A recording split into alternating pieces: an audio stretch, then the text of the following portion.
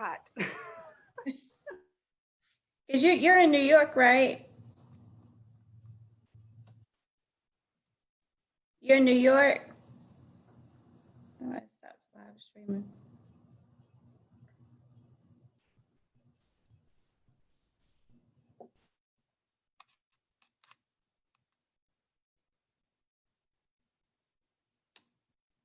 What's going on here?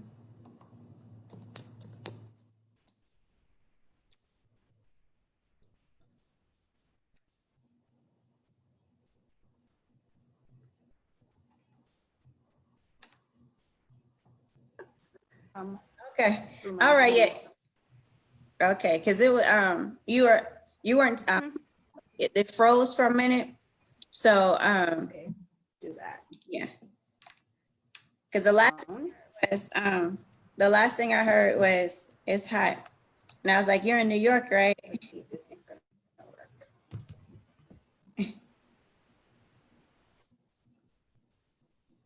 Yeah, it was showing us you're frozen.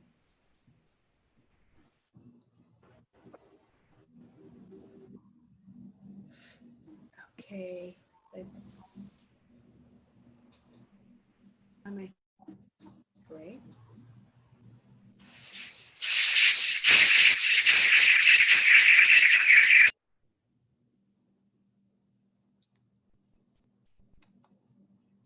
Where'd you go?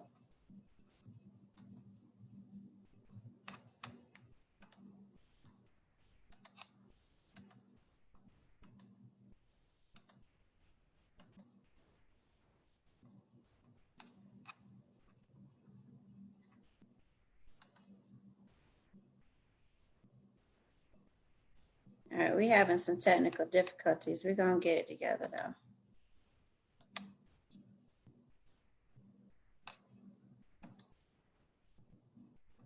We're going to make it work.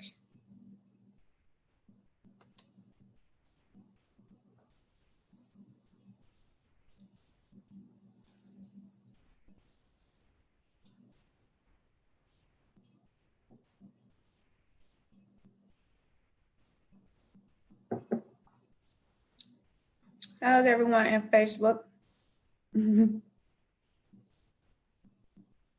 It's a cloudy day.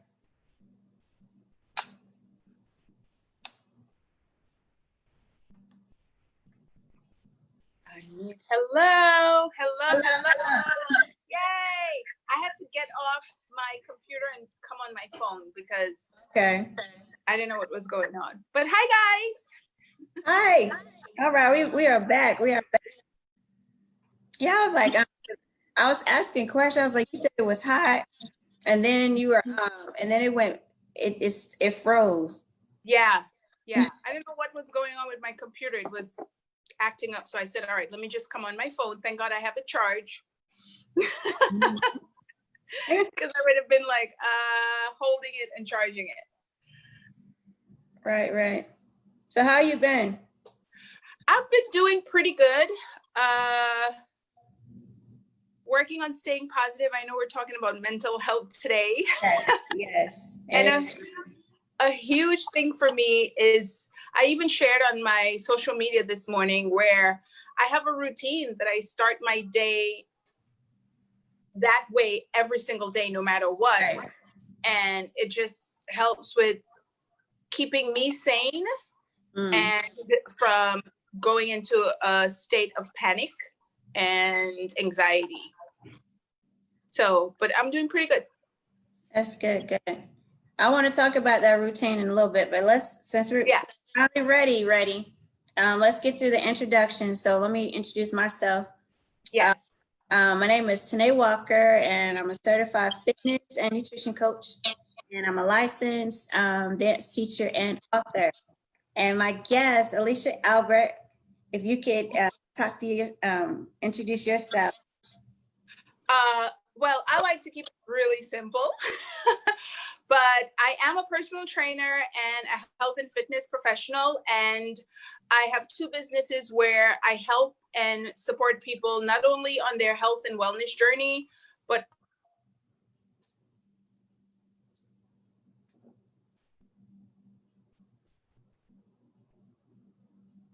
also in build on the backs of everything that has been going on the past couple of months, on other people, their strength in themselves and to become entrepreneurs.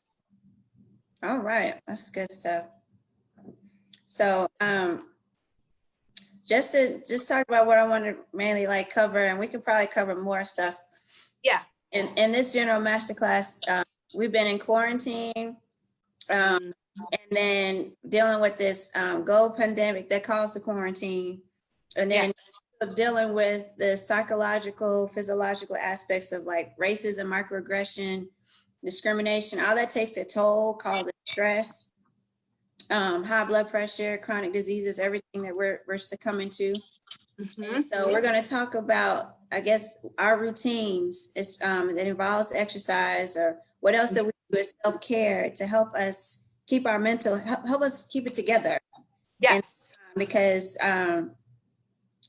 I know me personally, I had to crank up the movement, so to speak. I couldn't just stay still, or I would just spiral down into a depression. But let's talk about, I want to talk about what you do every day. Well, I'm more on the side of, I know what's going on in the world. I see it. I hear it. I can't get away from it. I was personally affected as far as the COVID goes, with my sister passing from the COVID itself. So for me, the past, since March to now, it's been super crazy, super intense. I still have not dealt with a lot of personal things with my sister, as far as her banks and state and her life insurance and all these different things. Our family still have to go through that. It was a very strange thing having a virtual funeral for her. It took forever for us to get her body. So for me, I go on the other end where I try to keep myself sane, because I do struggle with anxiety and panic attacks from time to time. And I internalize a lot of things. So for me, my routine every day is, when I wake up, I don't look at social media. I don't scroll through my feed. I do not look at the news. It's too toxic for myself. So I start my morning every day in gratitude. I really focus on just giving myself that time to like think of all that's going on, but also focus on the positive. So I always give grace. I always give gratitude. I pray every single day, even if it's just 2 to 3 minutes. I always give gratitude. I always thank God for another day. I always focus on what I have versus what I don't have. I journal, I meditate. I do a lot of EFT tapping to just clear out any negative thoughts or anything that is just affecting me in a bad way. So that's 40 minutes. Sometimes it takes 40 minutes, 45 minutes in the morning of just me. My phone's on silent. I don't post anything. I don't look at anything. I always joke with people and saying the only time I'm going to answer my phone is if my mom and dad call. And if you guys don't know, my mom and dad are not on this earth. So for real, I will not pick up the phone for the first 45 minutes to an hour. And I even shared that on my social media this morning, saying like the first hour of your day is really what's going to kind of depict how the rest of your day goes. And that's some of the things that I do every single day. Those are the things that I get in done. Right. And the meditation part, I find for me, it's so hard just to be still.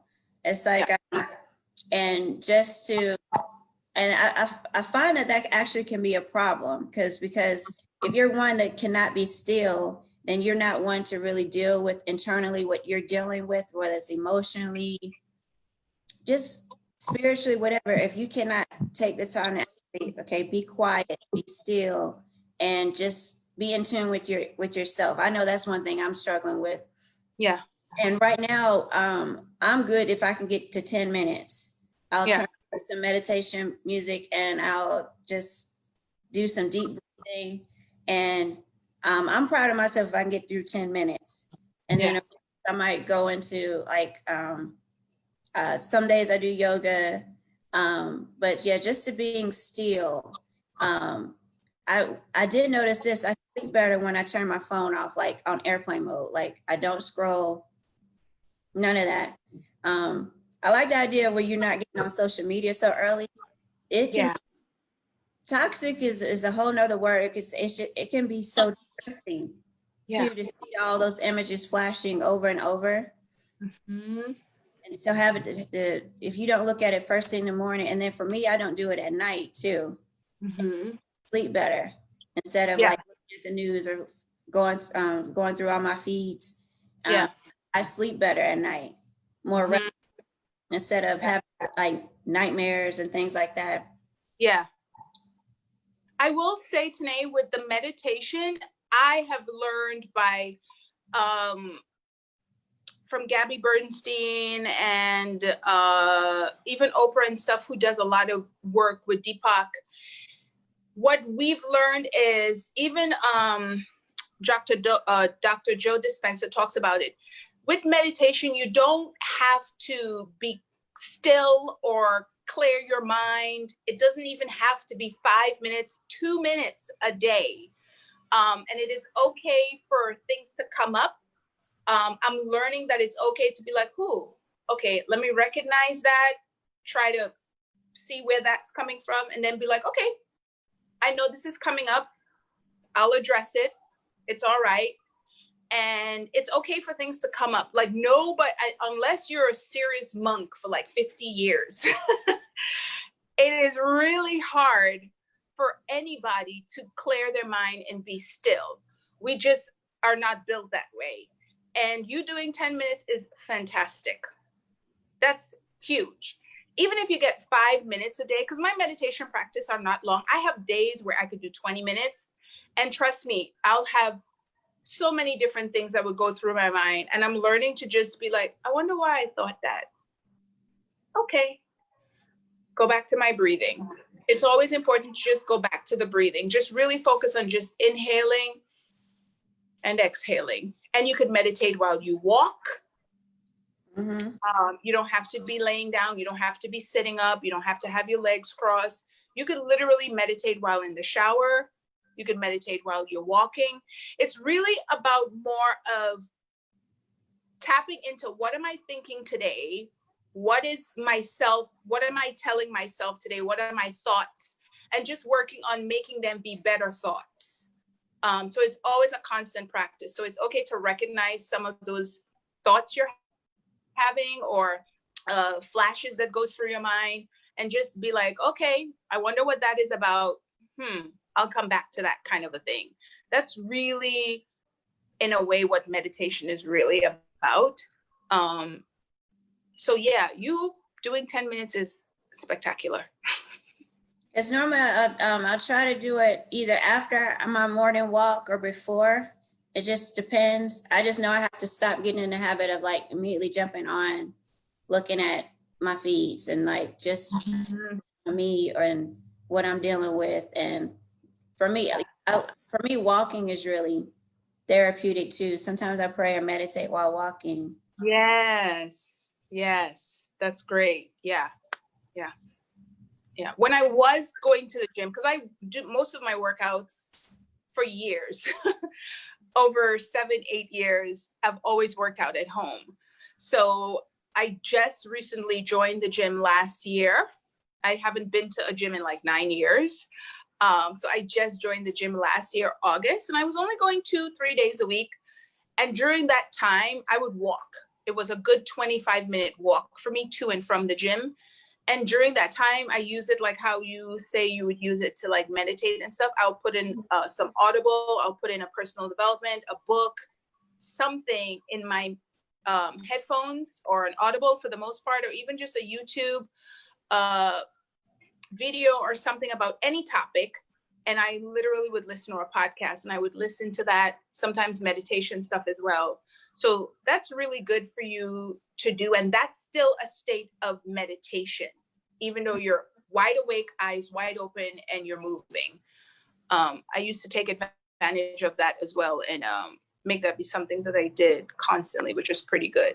But going through your feed is so important for you to like set that aside, because it does really affect you. You might wake up feeling so good and you scroll through that feed and you're like, right. For me, sometimes it can be triggering. It's like, and then it overwhelms you, and then you're thinking, I'm thinking sometimes I see the videos replaying in my mind over and over. So I'm like, this is not good for me. This is toxic. I can't do this first thing in the morning. I can't do this at night. I'm not saying I'm not doing it, or but I'm the type of person, I'll see something and then I'll replay it over and over again in my mind. I don't see something once. Yeah. And a lot of people react in that way. Some people try to put it in the back, but something might happen 2-3 days later and they're not realizing like what you're constantly looking at, as far as with the news, because the news very rare, if you really pay attention to the news, and certain channels and things that you look at, they will give you 80% of the bad and 20% of the good. They don't really show much positivity, or whatever is good happening, they'll try to spin it into something that is negative. Because at the end of the day, what really, sadly, but truthfully, people tap into misery and suffering, and they'll watch it. And that's what the news try to give us. So not that we want it, but sometimes we look, oh my God, did you see that on the news? Oh, did you? And then they live on it. Like they don't really praise or give a lot of positive things to good things. Right. They praise a lot of negativity. So that's what we constantly were getting. And in life, over and over and over and over and over of hearing that, it really starts to affect you without you even thinking. It's the news or your Facebook feed or, your Instagram or whatever it is that you're looking at. Sometimes even television shows you have to be super careful about, especially right before you go to bed. I know you say you stay away from your social media. For me, I put on any type of meditation music at night, or any type of things like that for me to like just fall asleep and relax.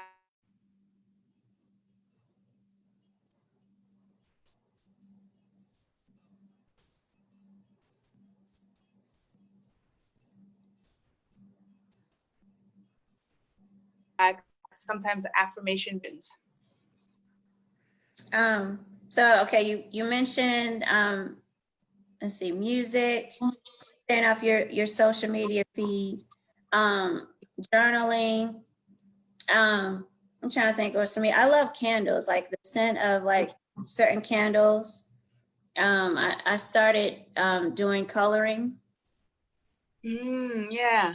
That's good. Yeah. I used to love to draw. Get back into that. Kind of gave me some ideas today. Yeah, coloring. I'm trying to think what else. I like doing I bought this steamer to do facial. And so so like just taking time to do self-care that way helps with my mental. Yeah. For me, this is probably going to be a weird self-care. I mean, I do miss the nail salons and stuff in New York. They have not opened up as yet. They haven't? Happened. Even my hairdresser, love my hairdresser to death. She opened back up. They allowed some salons to open up. She opened back up, but I have not been able to go because I'm not taking a train. I'm not taking public transportation. That's too many people. Yeah, it's just way too much. So for me, my self-care would be simply just like taking a bath and just like lathering up and shaving my legs and my armpits and just, it's like I love long showers. It's so soothing and relaxing to me. And I especially love long showers when I would wash my hair. Not every natural loves to wash their hair, but I enjoy wash day. I enjoy just standing under the shower like this. Just let the water run. So that's been my pampering. Besides my working out, that's been like my self-care. Just really enjoying showers and like just feeling amazing when I'm done. I have to say I'm probably one of those lazy naturals that's rising a puff now. And then my daughter be like braiding it up. So I'll probably just rocking puffs and braids. But yeah, it's a lot. Natural hair is so time consuming. You got to pre-poo and but then I shampoo. enjoy it though. It can be time consuming, but I really enjoy it. I can't say I hate wash day. I'm just weird like that. Even though I just put these in, Saturday's gonna be a week, so this is 5 days. I just put these in because I do needed a break, but I still love the feel of just taking care of my hair and just enjoying that. But yeah, it is a lot of work, it is. It is. I'm like, and also, since she's braiding up tomorrow, I have to wash it. Yes. And then I need Deep condition. Yes, I need to do a deep condition. I was actually going to do a protein treatment. I need a protein treatment. But now I would say going natural has been like a really been a journey. Yeah. Because for years, I grew up with relaxers. Actually, I had a Jerry curl one time. I'm not old. I had a Jerry curl. Oh, really? Oh my God. You have to share a back in the day throwback picture. Today's Throwback Thursday. I don't think I have pictures. I mean, I was young, but yeah, I remember them Jerry. I do have one story though. I was heading to church and my dad, he had a Jerry curl too. And he's like, "Nay, your hair dry." And so he went into the house and he got his Jerry curl juice and he sprayed my hair before we went in the car before we went off to church. And I was like, my hair was just dripping. I was like, not that serious. Like, just let me be dry. Yeah, we both had a Jerry curl. My mom used to have a Jerry curl. For years, my mom was a Jerry curl person. Oh my God. And that stuff used to just run down. She'd always be like patting behind her neck. Oh my God.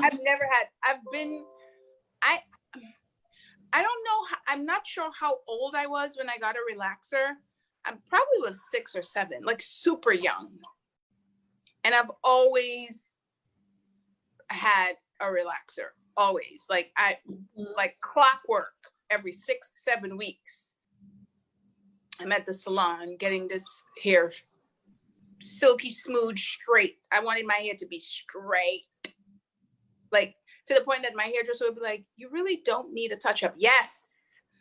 I don't want to feel no kinks at all. We're on another topic now. Yeah, at the castle of our scalp, because I don't know how many times I used to get sores from the chemical burns or just the breakage because I was permanent too much. Sometimes I do it myself and sometimes I go to a salon. But the relaxers were really, if it's not done properly and it overlaps, my God, like you sitting here like, why is my edges gone? Why is here? And it's because you done chemical burned, you done your hair is broken and just distraught. I mean, seriously, my hair would when it was relaxed, it would never go past my same thing, yeah. But now it's natural, it's like here, and it's because it's not, it's because I don't have chemicals in my hair anymore. Yeah. I'm attesting to that. It's just now trying to learn how to style it. I cannot cornrow to save my life, my own hair. I can braid it. But like cornrow, you do like stuff. My 2-strand twist. You can't do 2-strand twist either. Not whenever like okay. So let's say you section your hair out and then you braid it up. Yeah, I could do that. But I'm talking about like putting the plaits like directly to the scalp. Okay, you can't do cornrows. No, I can brush in some. I'll take some gel and brush it. That's why this is right here. It's right here. Yeah. That's it right there. Yeah, my braid. My daughter about to braid this up on tomorrow. Yeah, I've learned to do my hair at a very young age. Not that my mom didn't do it for me. I just wanted to know how to do it so I could play with my dolls. Yeah. So I did this myself. I do the faux locks myself. I could do actual box braids myself, but since faux braids has come out, I ain't doing this by myself. So this is already bought, made, looking like this. Just loop it in and put it in my hair. That's it. And I think I'm going to be in protective style up until maybe September. Give my hair like a good break. And then get a nice trim probably in September. I think that's when I'll go to the salon next. So those are crochets you got in? Yeah. Yes, these are crochet braids. Yeah. Okay. Yeah, crochets you are a buy them like lifesaver. this. They're already pre-made. It's like the best thing. Crochets are a lifesaver. They are. And then I'm the type that I'll go to the salon and get them to braid it back because I can't, like I said, I can't braid it back in cornrows and then put the crochets in. Yeah. Mm-hmm. It's like a lifesaver. It's like the best thing. And they have them already pre-made now. They have box braid pre-made. They have the single and least twist pre-made. They have the faux locks pre-made. You're set. Totally set. Yeah. Totally set. Yeah. So like looking at the ways to de-stress and just not deal with, well, not deal, but cope. I want to say coping skills. These are all coping skills we were talking about was like just taking care of our mental, not watching, taking time away from the social media, meditating, praying, walking is therapeutic. What else we mentioned? We mentioned journaling. Yes. Trying to think what else I mentioned. I mentioned coloring. Yes. Like adult coloring books. Yeah. Just taking the time to just the color. You had mentioned something with the tapping. Yes. So a lot of these things that I do, I want to let people know that you do not have to be an expert. You don't have to know how to meditate. You don't have to know how to tap. You don't have to know how to do any of those things. I am not an expert on any of those things. YouTube is your best friend. Always search. You could do tapping for anxiety, tapping for self-worth, tapping for a good day, for an amazing day, tapping to release any blockage. And it's really like you say a saying and you tap in the middle of your forehead. These are the point, these are the I can't think of the word, but when you go and get, oh my gosh, what is it called? Acupuncture. They put the needles in these specific areas and it helps with releasing any energy. So it helps with releasing and giving you flow as well. So when you tap, you do the same thing. You're tapping in all these points and you're going to say a saying, like today is going to be an amazing day. I deserve an amazing day. So these are the things, these are the spots that you tap. I learned just from searching on YouTube. So guided videos and YouTube are your best friend when it comes to these things. And you might feel silly at first. You might think it's weird, but over time, it really does work. And for me personally, with my work, I rarely, almost maybe 10% of the time, scroll through my feed. For the work that I do, I go straight to my messenger or straight to my DMs. I don't go through my feed at all. So the only time I'll actually see a feed is if I'm sharing something about fitness with somebody or we're having a conversation on what would work great for them as far as workout and nutrition or whatever it is. And I will go onto their page to get a more familiar idea as to who I'm speaking to and who they're about. But to say I go on the main feed on Instagram or Facebook, I don't. I go straight to my messenger or straight to my DMs. And that's a really good thing too if you're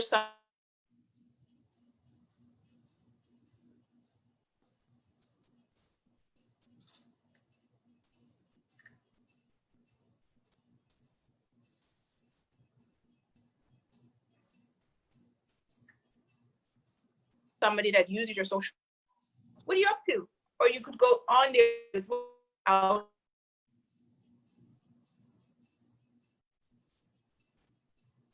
And you're tempted. That's one of the young lady the other day.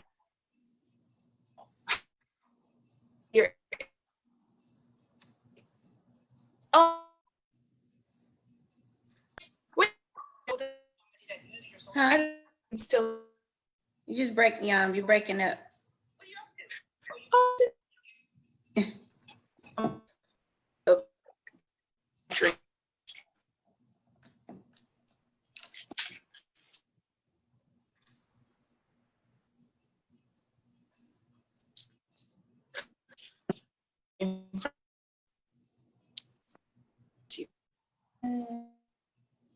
Internet. Hey.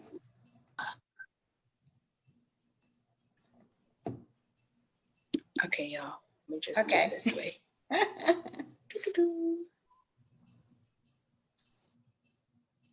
Hey, Hey. hey, yes, we're back. All right.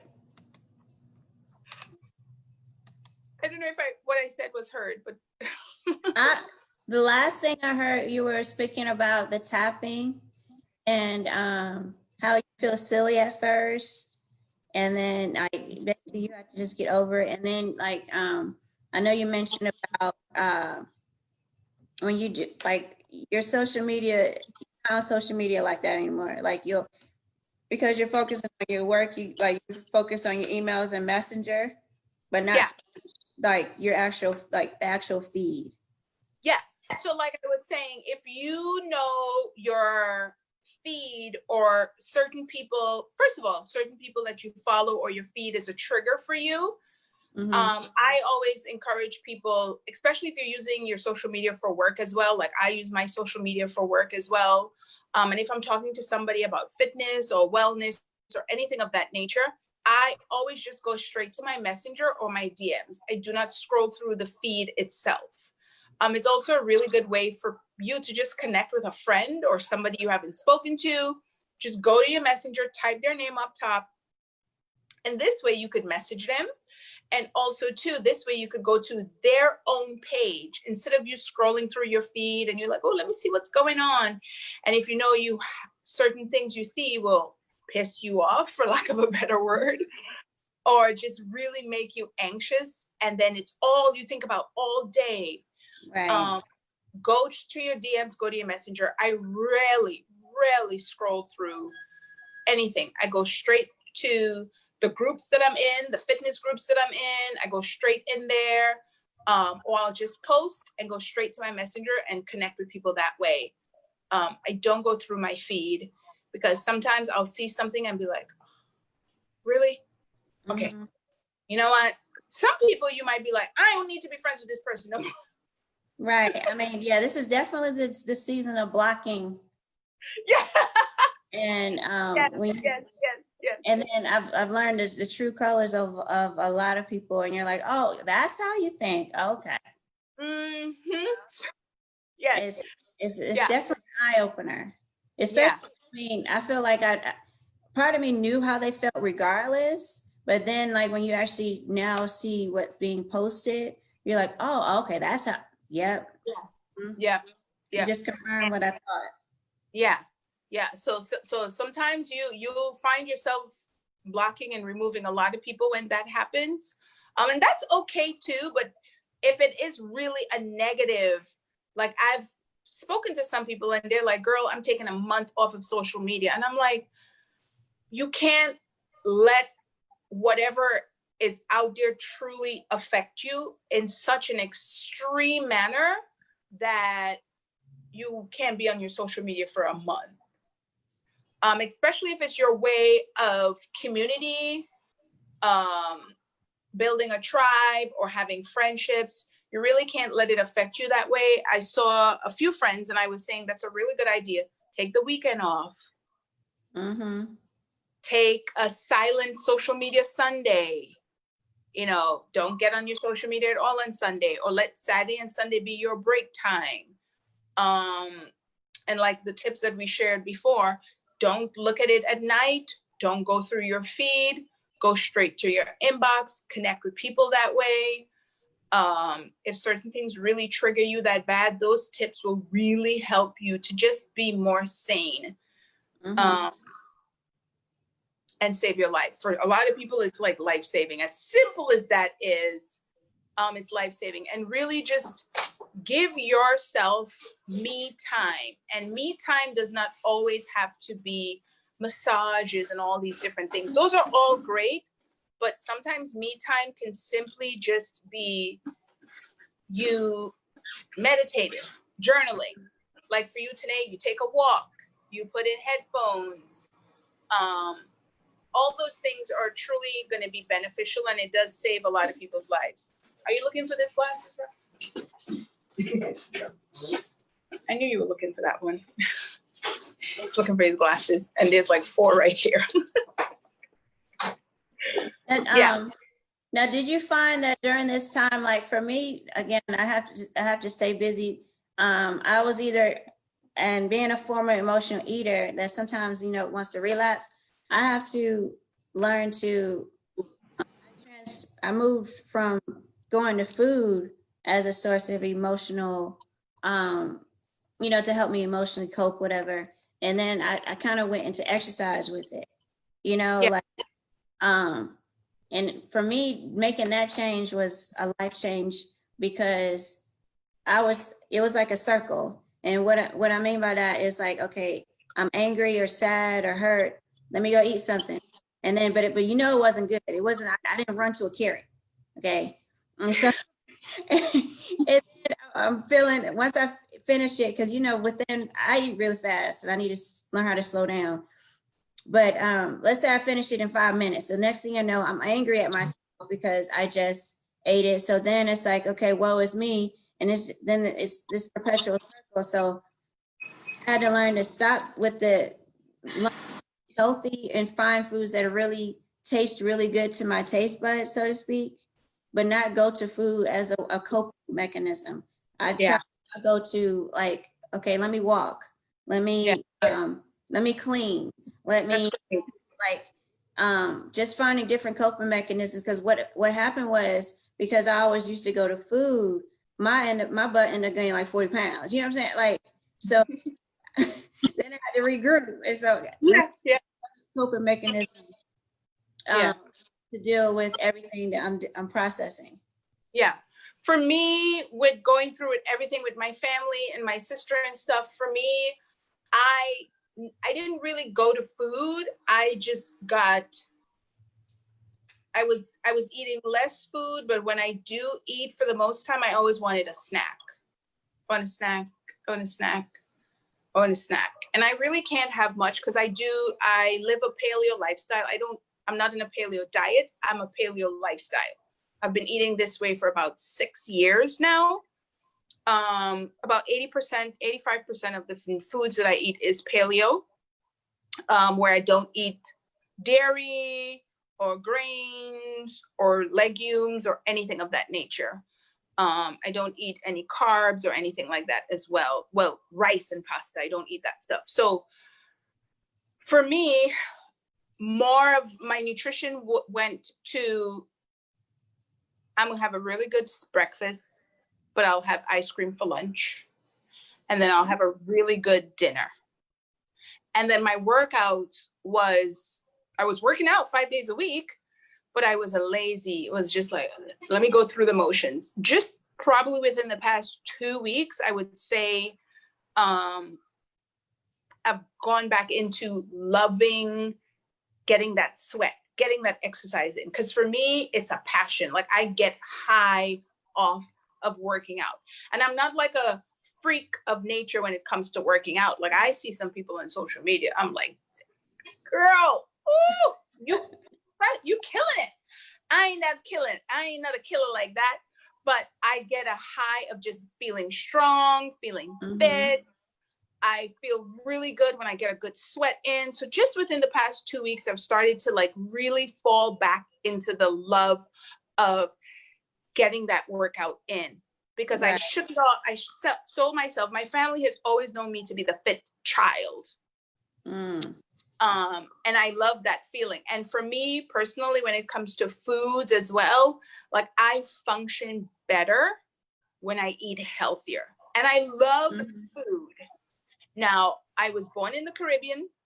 So food for us, we use it for everything. To celebrate, somebody passed away, let's have a feast for a week. You know, let all your friends and family come and we go eat everything. It's a birthday, we're gonna eat a lot of food. Wedding, we're gonna eat a lot of food. We celebrate with food. So I grew up celebrating with food, but I've learned over the years to enjoy like the deliciousness of food versus the deliciousness of junk. So I know somebody would be like, ooh, a good burger with fries. I'm like, no, a good lobster, good salmon, you know, like some mashed sweet potatoes with like a nice little arugula and strawberry salad. Like I salivate over that stuff versus fries and wings. Right. Now, was that a mindset change? Because I know you said you grew up in a culture where food was like the center of it, you know, with celebrations. But were you ever prone to eating the burgers and the fries over the arugula? Yeah, because I mean, that's how I was raised. I mean, having a Caribbean family, I mean, our Sunday food was macaroni pie with rice, with potatoes, with baked chicken, with fried chicken, with stewed chicken, it was just like 4 types of meat, 5 types of carbs. Like we would eat. And I was the child that would have 2 and 3 servings of, I'll have a full plate and I'll go back for seconds and thirds. I was never a big person in size, but I was, my family would say my stomach was long. Like I could hold a lot of food. And I'm tall, I'm almost 6 foot. So I never was this. I would just they would be like, you have a long stomach, because I used to hold a lot of food. And just over the years, I really just changed the way my palate appreciates flavors of foods. It's something that we could all change. It's also a mindset shift too. But I enjoy going out for sushi. I enjoy having a nice steak with, if I have potatoes, I'll have mashed sweet potatoes. You guys have to try that. I love twice baked sweet potato, where I do like ground turkey, ground pork, ground beef together with like some asparagus and mushrooms, and like the flavor of foods like that to me is enticing versus going out and having junk, if that makes sense, or Right. fat stuff. The fattening stuff for me, yeah, I know what it tastes like. And I've told people, I was like, I've had that for over 30 years. I know what that tastes like. I ain't missing out on nothing now. And I've just learned to change my palate and enjoy other flavors of really good food. And also my body just functions better. I sleep better. I have better energy. I never ever feel, ugh. You know that feeling like, ugh. Yeah. I only feel that if I go off, like I go to somebody's house. Oh, you should try a cake. I'm like, no, I don't want a cake. Try a piece. And I try a little sliver, and then I'm like, oh my God, my stomach wants to beat me up right now. Like, why? I only feel that way when I eat stuff that is not pleasing to my gut. Right. Have you noticed in your 40s that it's like, I'm learning to, not everything agrees with my stomach per se.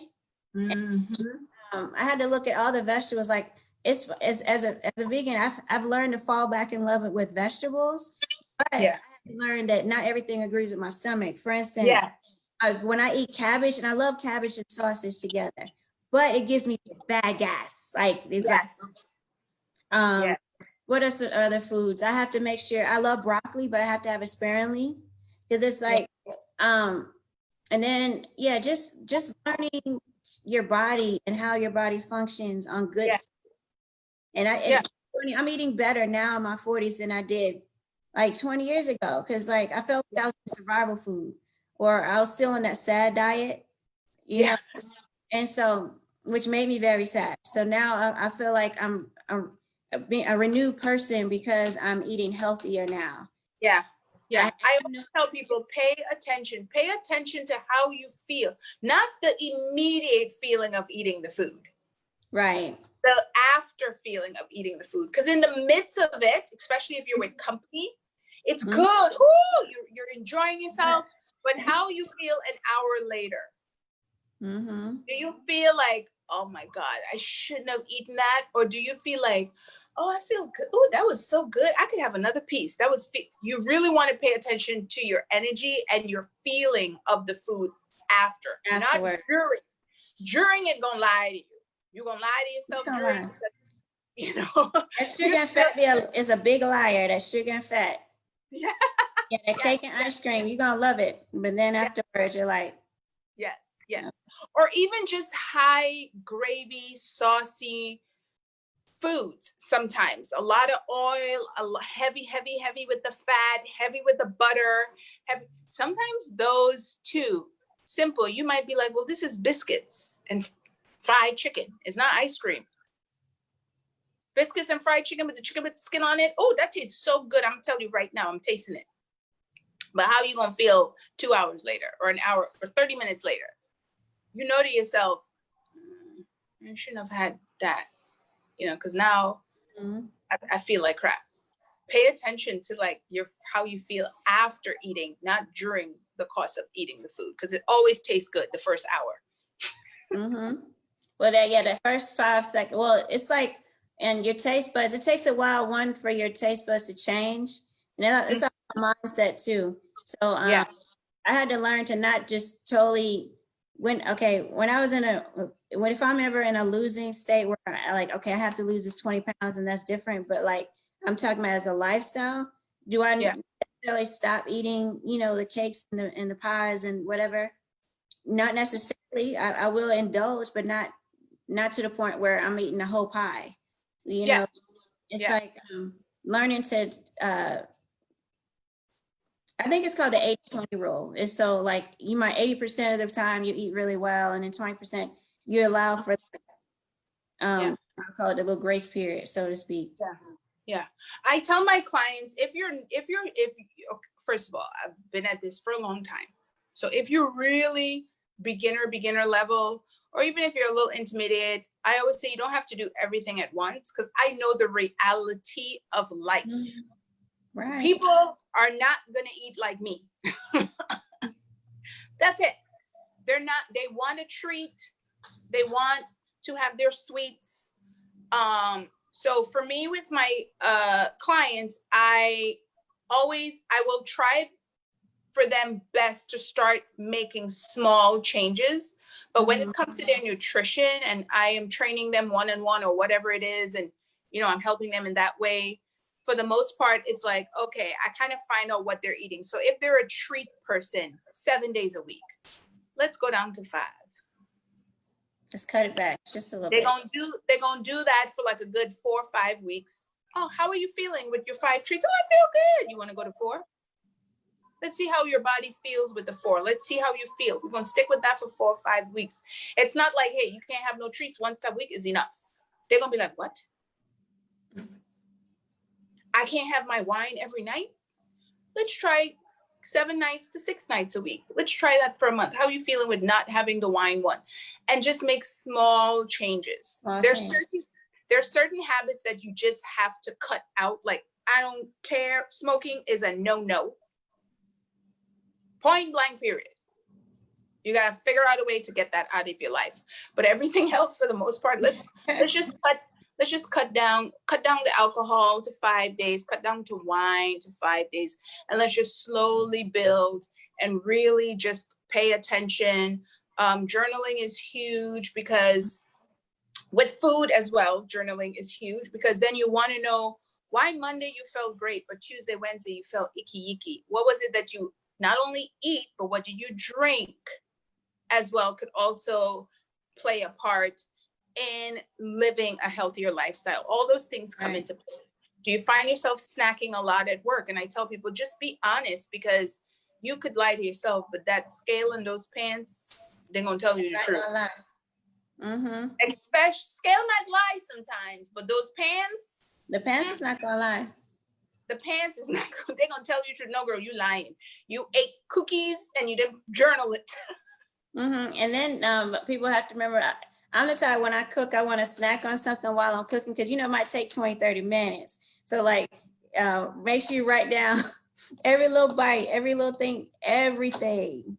Yes. Yes, it's so important. Write everything. Are you a parent that always, oh, honey, have a little bite. Mommy gonna take piece, you'll take piece. Count those. That adds up. That adds up too. I don't really snack, but you always picking every time you feed your kids. Right, that's snacking. That's snacking. Those calories count. They don't just vanish. If you're somebody that wants to make healthier choices, parents don't hate me, but you can't eat healthy and your kids not eat healthy. It does not work that way. Every person, especially if your kids don't know how to cook, they have no choice. That's just me. I'm hardcore like that. They're gonna eat what you cook. They don't eat what you cook, well, we got a problem. My mom used to tell me the food will stay right there until you're ready to eat. I'll be like, I ain't want that food. I don't want no rice. I don't want this. I don't want that. Well, it will watch you all night long. I'm gonna go to bed starving? Yes. That probably lasted 2 days. You ate your rice. She did not budge. I was like, oh my God, she gonna let me. She's like, you're not starving. You're fine. I'm hungry. I'm gonna die if I don't get what I want. She was like, you're not gonna die. You'll be fine. So I often tell people, if you want to be healthy, your whole family has to be healthy. To be honest, your whole family really has to be healthy. Because why would you, for me, thinking wise, if you're having such a hard time, and it doesn't have to be perfect, but if you're having such a hard time as an adult and you know the struggle of what it is to be healthy, I often would say, you have to start instilling those things to your kids. Yes, you could have ice cream with them. Yes, you could do these things with them. But for the most part, don't give your kids donuts for breakfast or soda or any of those type of things. Or they always snacking on some Jolly Rancher lollipop thingamajiggy. Like really, it has to be a family thing and instill good habits in them as much as possible, because it will really make an impact in their life as they get older. Don't deny them from the treat, but if you raise your family all together eating healthier, if you raise your kids knowing that it's so important to pray and to give grace and to have that me time, as time goes, it's going to be beneficial to them in the long run. They're going to eventually adapt that. Now, I know a 2-month-old or a 6-month-old, they ain't giving you the free time, but you could find it. There's times where you'll be able to find it. And then as you grow up, they'll notice that mommy's always eating an apple, daddy's always eating this, or, you know, Sundays we have a little treat, or Fridays we have a little treat, or whatever it is. And they'll eventually adapt those habits over time. Right. Leading by example. Yes, yes. And passing down good habits. Yes, yes. Because the sad diet has been passed down, so it's up to us to change it to help the next generation. Yes, yes, it's so important. And they'll learn, trust me, they watch everything. They do. Kids look at family, kids, they look at everything you do. I know a friend, my friend, her daughter, I think she was like 4 years old. She would be like, you're not working out today? She would be like, you're not working, mommy, we need to work out. Why are you not working out today? At 4 years old, because she saw her, a baby, exercising and eating healthy. And when her mom would fall off track, she would be like, what you doing? That's not you. You didn't exercise. Are we going to go outside and take a walk today? Kids eventually will adapt. Mm-hmm. They'll eventually recognize it, and they're brutally honest. Very brutally honest. I remember my son, when I was 40 pounds overweight, he would tell me, he's like, Mommy, are you pregnant? Right. That was the sign. Yeah, that was one of the many signs. But yeah, he would rub my belly and he'll be like, are you pregnant? Because like my weight will always center around my waistline. And so Yeah. that's always been like a problem area as far as, you know, keeping the weight Yeah. down. Like, yeah. So yeah, he was rubbing my belly. He's like, Mom, is there a baby in there? Am I gonna have a baby, a sibling? Like, or if you don't get off of me, but I'm gonna take a sip kids of are so water. brutally honest, huh? I'm taking a sip. Oh, yeah, they're so brutally honest. You're absolutely correct. They'll hold you accountable and they'll keep you in check. After a time, when they could start talking, yeah, they'll let you know. Oh my God. That water hit that low. Well, it's kind of like a vitamin C stuff, keeping my immune system up with everything that's going on. Right. It's good. So you said in New York, they have opened up the subway and the trains, or no? The subway has been open. Nothing that has not shut down. They tried to do a shutdown like from 11 p.m. to 5 a.m. to really disinfect and sanitize the trains. They did that for about a week, probably. Not very long. It didn't last very long, but the trains have always been running. The buses have always been running, but they've cut the buses in half in the sense like they'll have a rope to kind of block off the front part. The public transportation has still been going, but as far as restaurants, a lot of stores, a lot of businesses has shut down. They've done a phase 1 of opening a couple of places, but also still a lot of places have still been closed down because the virus here is pretty intense.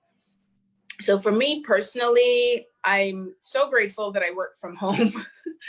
All my meetings, I do, like my clients I train, is just like this. I use Zoom. I do my training of my clients one-on-one like this.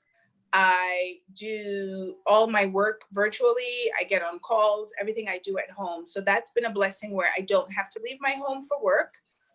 And the only time I leave my home is grocery shopping. That's it. All my other essentials and necessities that I need is mailed to me. So my monthly, whatever, supplements, my shakes, my, deodorant, all those things I get shipped to me, and just actual food. I go out and I shop like every 2 weeks. I don't really go outside and get as much fresh air as possible because not everybody, shockingly, people forget that we're still in a pandemic.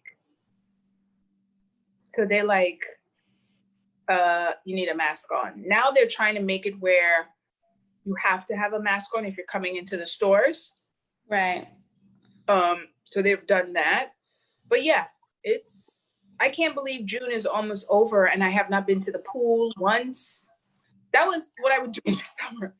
I'm not too far from a park, so I would go to the park. I would sit outside, get fresh air. I would walk to the gym. I would go to the pool like 3 times a week. I'm like, June is almost up and I ain't even hit because nothing's open. Right. Nothing like that is open. It's kind of sad.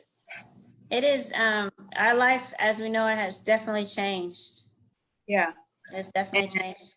Yeah. And it's, I just have to take it in strides. And that's why it's so important for me to really focus on the positive things. Like, all right, Elesha, nail salons is not open. What's the worst? You know what I mean? Salons or your favorite restaurant or the pool or whatever. It's like, you just have to adapt and realize it's not going to be like this forever, but there is going to be significant changes that has been forced upon us, so to speak. Like, we have no choice. It's not like, well, let me think about it. It's like, no, you either do this or you, for lack of a better description, lose your health and life. So we've just had to adapt. And I know a lot of people have been really depressed, but we've shared so many tips today on what you could start. Just start with 1 or 2 things at a time. Just really go slow and easy with it. and it will be okay. You just got to know that to yourself. It's going to be okay, and it's going to get better.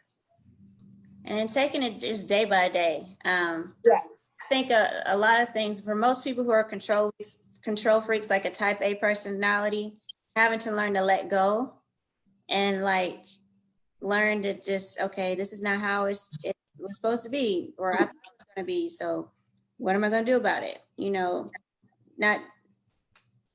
we're so used to how it was before 2020.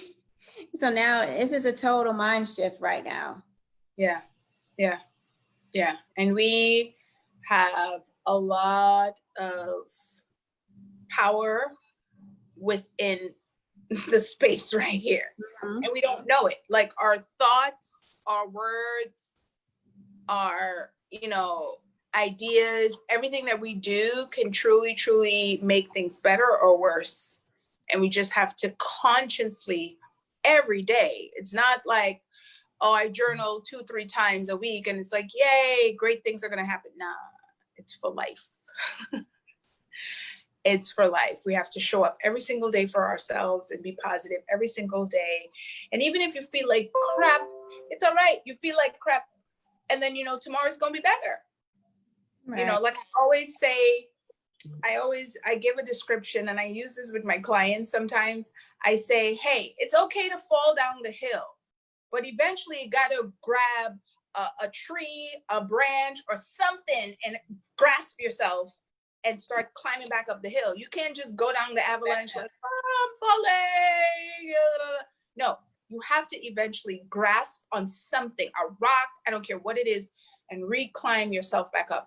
And that's how it is when it comes to having a bad day mm-hmm. or a tough day. You know, you have to just grab back on to that branch and that rope or whatever it is and climb yourself back up to the top, and not just fall down the hill and just be like, all right, I give up. It ain't gonna work that way, because it will just get worse. And getting worse is not the best option. It's not.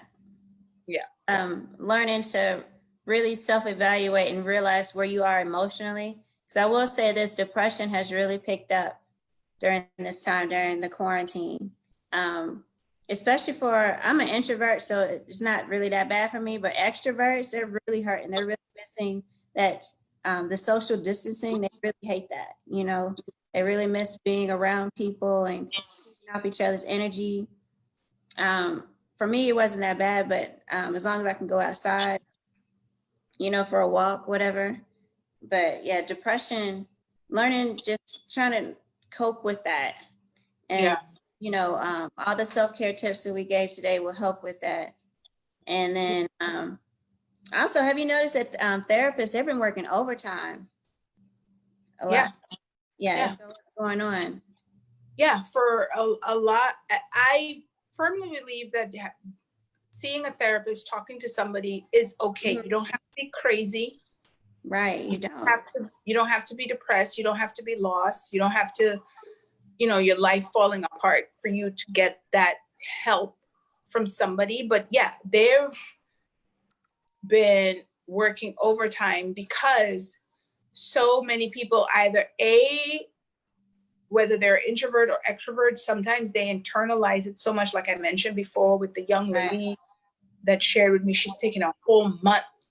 Like, I hate social media. I'm taking a whole month. And I'm like, we really have to figure out what is it about it. Maybe it's the people that you're connecting with. Maybe pay attention. Sometimes too, I will have to say, guys, you got to pay attention to who your close connection of people are. Who are you talking to every day? Who are you surrounding yourself with every day? Fortunately, I get to pick and choose who I really work with, whether training with them or working with them on business or whatever it is.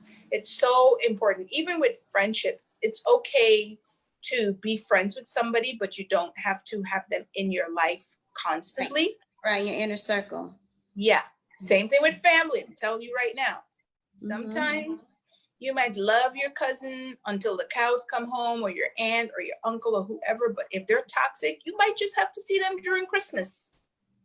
And that's it. Little Right. dosage. I'm gonna take you in 5-minute dosages twice a year. That might have to be it. So sometimes too, you have to really be like, he really negative. I don't feel good when I'm around that person. My energy feels real low. I feel stressed out. I get anxious when I got to talk to them or even hang out or see them. Let me limit my time around that person. Let me I'm gonna go have lunch by myself. If you're in an office space or something with the person, just be like, oh, I'm gonna take a walk. You want me to come with you? No, I'm good. I'm good. I'm gonna listen to a book, so we won't really be able to talk. And limit yourself. Sometimes that too can get to you. Yeah, just learning to keep your little personal bubble and not allowing others to affect it with toxicity and negativity. Yeah. Definitely. Yes. Because once you let it in, it can mess up your peace. It's like I'm at a stage where I just want to guard my peace at all costs. I just want to guard. Yes. Yes. I want to stay positive. I want to guard my peace. Yes. So if someone's energy is going to infect me, then it's like, okay, bye. Like, yes. Yes. Yes.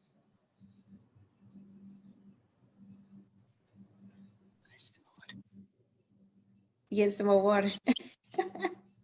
You heard me. I'm like, get some more water. Mm-hmm. Yeah. So I hope everything that are people. You have any questions or anything? I don't see any, but what I normally do is I'll put this on for my clients, and then it'll be on Facebook Live, and then I'll put like a little snippet of it. Yeah. On Instagram. Yeah. And yeah, there was a lot of key points that were brought up. It's like we strayed away from exercise and spent more time on self-care, which is totally fine. This is exercise is a form of self-care, so it's more so self-care dealing with how to cope, with all the, with our mental and guarding. Mental, yes. That's the most. Once you have that in check, or work on having that in check every single day, things will fall into place. Everything that we share, guys, is going to affect all aspects of your life: relationship, marriage, work, finances. It's really going to affect everything in your life, because it's so important. Like I said, the most powerful thing that we have is right here. And we can move mountains by really having that stronger daily, paying attention. Like I mentioned earlier in our chat, when you're meditating, sometimes it's kind of good to be like, why did I think that? Sometimes it could be something negative. Sometimes it could be something that just really distracting you. Sometimes you might be thinking of clothes, laundry. What do you need to get done? The person that said something to you, you still pissed off 2 weeks later. Some of those things will just pop up, and it's okay for you to just kind of be like, why am I thinking of that? Let me make note of it, and then just go back into the breathing. And, all those things are going to help. Once you constantly make the mental part of yourself stronger, and especially guarding who comes into your circle, it will trickle over into relationship and your life and your finances, and everything's going to get affected in a positive way. It could get affected in a negative way, or it can get affected in a positive way. And I will say, really, really, really, one of the takeaways more than anything I want to share with people is really give yourself that morning time. Give yourself that morning time. Really start your day off. Try your best. And limit the social media, the news, anything of that nature. Exactly. Yeah. I want to thank you so much for joining me. Thank you, Tanae. Webinar. It's been very beneficial. I took away some key points Yes. about self-care and how to cope in this quarantine and Yeah. this pandemic, and just learning how to just make self-care and taking care of ourselves as a lifestyle. And it's just something we have to do. And taking care of ourselves is so important. It's not selfish. It's like, No. Yeah. if we can't take care of ourselves, we're not any good to anyone else. So just learning some key points on self-care. Of course, how exercise plays in it, but it's not exercise is just a part of it. There's others. There's some others that can be used to help us get through. Yeah. Thank you for coming on. Thank you for having me. So we'll chat soon. Yes, we'll chat soon. We'll chat soon. Okay, you enjoy your day, and thanks again. And hope everybody have a good day and enjoy your weekend. Yes, I can't. These weeks are going by so fast. I can't believe it's almost July. I know. Like what? Like 6 days left in the month, and it's July. I'm like, wait a minute, summer's going by. Where is it? But we've been in the house for 2 months, so. Yes. March, April, May, June. No, 3 months. The months are rolling into each other. Months and days. Some days I have to say, what day is it? Is it Monday? Is it Tuesday? Yeah. Especially weekdays feel like weekends. They just. Yeah. No, for real. It does. I never remember what day it is. I always have to be like, happy Tuesday, guys. Tuesday. Yeah. It's like, what day is it? I have no idea. My calendar is like, when I'm doing it, my calendar is that way. So I'll always be like, Tuesday. Hey. I never remember what day it is. Never. And before this, I wouldn't have any problem. I was like, it's Monday, it's Tuesday. But when, again, this is a total mind shift and total change. Now, yes, time at home, it's totally different. Yeah, it is. Yeah. It's like the universe slowed us down for a reason. You know, maybe this is some form of a strange learning experience for us, and we don't know what it is yet. Right. What is it supposed to teach me? I'm not really sure yet. I hope I learn what it is real fast so we could get out of this. I know. I'm like, okay, where's 2021? I hope you're gonna be better. You better be better. Yes. Yeah, for real. So we will chat soon. And thank you again so much for having me. I hope we were able to help and share some really good takeaways for everyone. Yes, really good. I know I took away some. Yeah. Okay. So I'm gonna say goodbye. All right. Bye. We gotta say goodbye. Bye. Talk